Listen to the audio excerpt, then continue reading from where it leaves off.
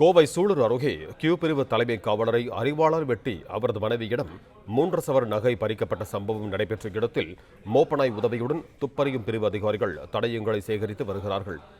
இது தொடர்பான கூடுதல் விவரங்களோடு இணைகிறார் எமது செய்தியாளர் மதன். வணக்கம் மதன், உங்களிடம் இருக்கும் தகவல்கள் சொல்லுங்க.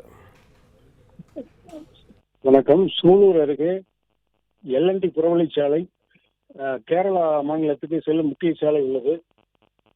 அந்த சாலையில் நேற்று இரவு நள்ளிரவு 12 மணி அளவில் கியூ பிரிவு தனிக்காவலர் பார்த்திபன் தனது மனைவியுடன் சென்று கொண்டிருந்துள்ளார்.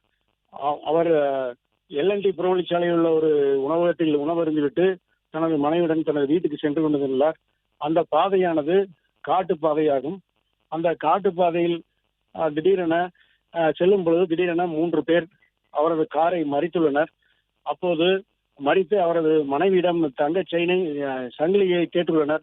அவர்கள் தர மறுக்கவே அறிவாளால் வெட்டி அவரிடம் பிடுங்க முயற்சி செய்துள்ளனர். அப்போது ஏற்பட்ட தள்ளுமுள்ளில் தலைமை காவலருக்கு தலை, தோள் பட்டை மற்றும் முதுகு ஆகிய இடங்களில் வெட்டு விழுந்துள்ளது. மனைவியிடம் சென்று பறிக்கும் பொழுது மனைவி துணிச்சலாக போராடி கொள்ளையர்களிடமிருந்து அறிவாளை பிடுங்கியுள்ளார். பிடுங்கியவுடன் கொள்ளையர்கள் தப்பி ஓடிவிட்டனர்.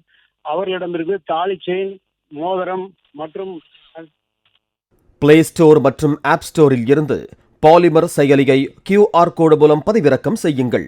செய்திகளை உடனுக்குடன் பெறுங்கள்.